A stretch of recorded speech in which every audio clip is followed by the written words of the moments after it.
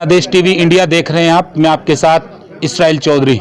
एक बार फिर आज मैं मौजूद हूं जनपद सहारनपुर की गंगो विधानसभा में, और जिस तरह से समाजवादी पार्टी अपना हर रोज कुनबा बढ़ा रही है, चाहे वो लखनऊ हो या फिर हर एक जिले में। समाजवादी पार्टी के राष्ट्रीय अध्यक्ष पूर्व मुख्यमंत्री अखिलेश यादव दिन और रात जिस तरह से विपक्षी पार्टी को हर रोज एक नया झटका दे रहे हैं, तो कहीं ना कहीं वो पार्टी के लिए सोचने पर मजबूर हो गई है, यानी भारतीय जनता पार्टी। हम इस वक्त मौजूद हैं युवा नेता परीक्षित चौधरी के पास, और उनकी भी एक युवा टीम है गंगो विधानसभा में।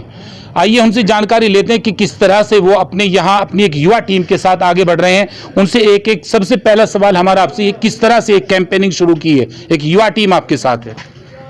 कैंपेनिंग हमारी इस तरीके से शुरू हुई है, हम हर धर्म, हर बिरादरी, हर वर्ग के सभी नौजवान साथियों को साथ लेके एक जो हमारा युवाओं का संगठन है वो साथ समाजवादी पार्टी के चल रहा है, और उनका पूर्णतः समर्थन समाजवादी पार्टी को और हमारे परम पूज्य ताऊजी, परम पूज्य पिताजी, उन्हें यहाँ पूरे ज़िले में प्राप्त हो रहा है, विधानसभा में प्राप्त हो रहा है।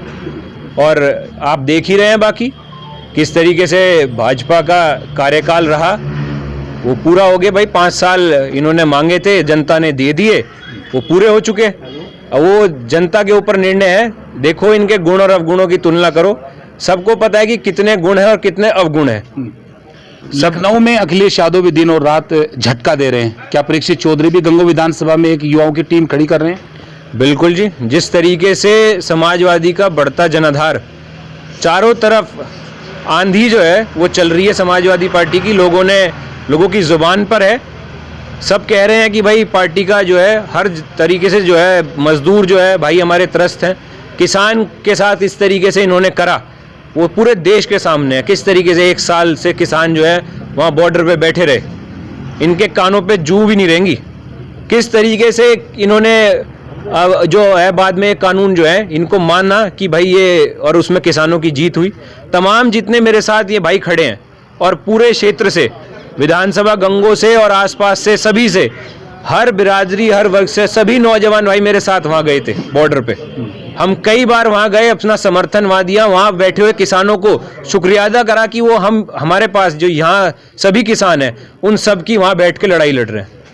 और किस तरीके से शहादत हुई किसानों की, उसके बावजूद भी आपने देखा कोरोना काल में किस तरीके से श्रमिक मंत्रालय ने कह दिया था कि हमें नहीं पता कि कितने श्रमिकों ने जान खोई, और हम किसी तरीके का कोई मुआवजा नहीं दे सकते। तो ये बातें जनता के बीच में हम लेके जाएंगे कि किस तरीके से स्वास्थ्य, चिकित्सा, शिक्षा के क्षेत्र में किस तरीके से इन्होंने काम करा है। आप एक युवा हैं, और अखिलेश यादव भी दिन और रात युवाओं के बारे में काफ़ी योजनाएं चलाई और आगे भी वो घोषणा कर रहे हैं, तो किस तरीके से देख रहे हैं 2022 को? 2022 में जैसा कि पहले भी अखिलेश यादव जी के कार्यकाल में हुआ, रोजगार मिला, भर्ती हुई, तमाम तरीके के जो है काम हुए, जिससे आम जनमानस सभी को जो है सुविधा प्राप्त हुई। एम्बुलेंस सेवा हो, 100 नंबर हो, ये बहुत बड़ी सौगात है जो उत्तर प्रदेश को दी। यहाँ पे हम लोग सब, हाँ, समाजवादी पेंशन भी, सब तमाम ऐसी तो हम गिनवाते रह जाएंगे, बहुत लंबा चौड़ा जो है वो हो जाएगा। लेकिन मैं आप लोगों को यकीन दिलाता हूं कि अभी जिस तरीके से बेरोजगारी है, अब ये लोग ये कह रहे हैं कि भाई बिजली जो है ये मुफ्त करने जा रहे हैं, कैसे देंगे पैसे? उसका जवाब भी हमारे राष्ट्रीय अध्यक्ष जी ने दिया। बिजली का भाई 300 यूनिट जो है वो हम मुफ्त देंगे, और जो प्राइवेट और वैसी सरकारी ट्यूब है उन पे जो है सिंचाई किसानों के लिए वो बिल्कुल फ्री। तो ये नीतियां जो है, पहले भी इस तरीके की बड़ी बड़ी नीतियां जो है अखिलेश यादव जी ने लागू करी थी, और उन पे खरे उतरे। साथ साथ बिजली का बिल में अभी जा रहा था कई जगह, एक मजदूर आदमी बिल्कुल वो कह रहे कि जी हम तो मजदूर, और हमारा वो बिल दिखा रहे कि जी देखो, और हमें किस तरीके से जो है अधिकारी भी धमका के मार रहे हैं। 30,000 का उसका बिल, बिजली कलेक्शन उसने 2018 में कटवा लिया। तो इस तरीके से तमाम लोगों की हम समस्या सुन रहे हैं, और उनको हम वादा दिलाते हैं, और हम कहना चाहते हैं अगर जो इन्हें इन 5 सालों में इन लोगों को सभी को इतना सक्षम कर देती ये पार्टी कि भाई किसी को नौकरी दे देती, वो दे देती कि वो बिजली का बिल भर सके, तो बिल्कुल भरते। पहले सक्षम करो, उसके बाद इस तरीके से मांगो। जब आप जब वहां पे किसान और मजदूर को सक्षम नहीं कर पा रहे और उनसे इतना भारी भारी बिजली का बिल मांग रहे हो, ये कहाँ का वो है?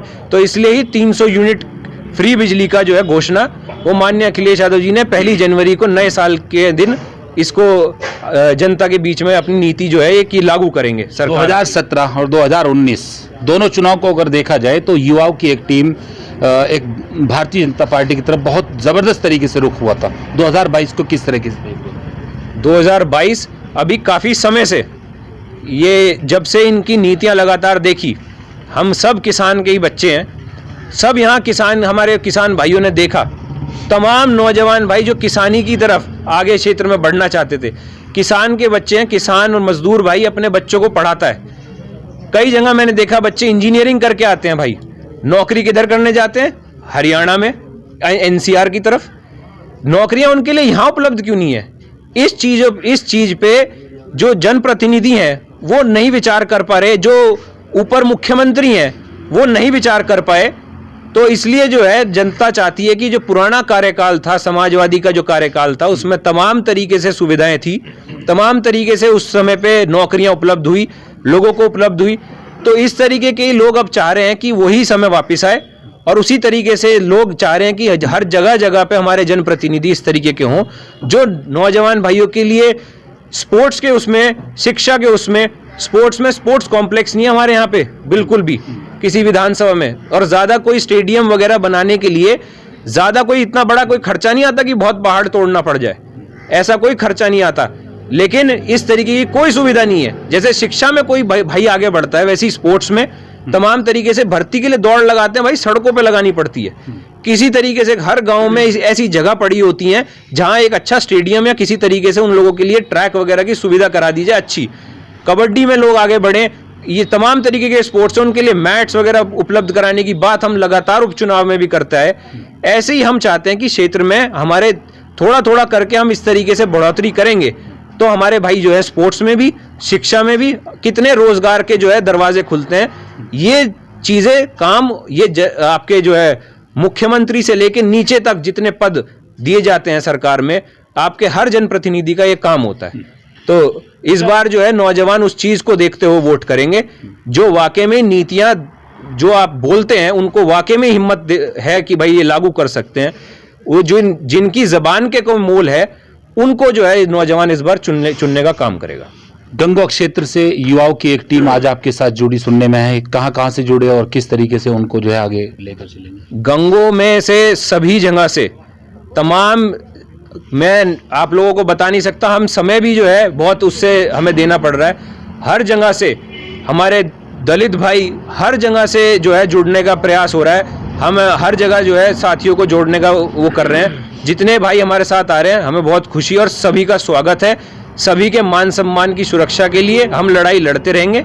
उन लोगों के काम जितने भी हैं उन लोगों को हम उसको करने का हम काम करेंगे। आगे किसी तरीके से हमें जिम्मेदारी जनता सौंपती है, हमारे भाई हमें किसी तरीके से जिम्मेदारी सौंपेंगे तो हम उस काम को करने का काम करेंगे। आखिरी सवाल, क्या लगता है तो एक 22 के चुनाव में एक जीत का परचम लहरा पाएंगे, क्या लगता है? बिल्कुल, जनता जनार्दन है और हवा बनाने से बनती है। जो लोग आज कह रहे हैं कि समाजवादी की आंधी चल पड़ी, तो वो लोग ही तो कह रहे हैं। जब जनता जनार्दन है, जनता के कहने से ही तो जनता ही तो आंधी बनाती है।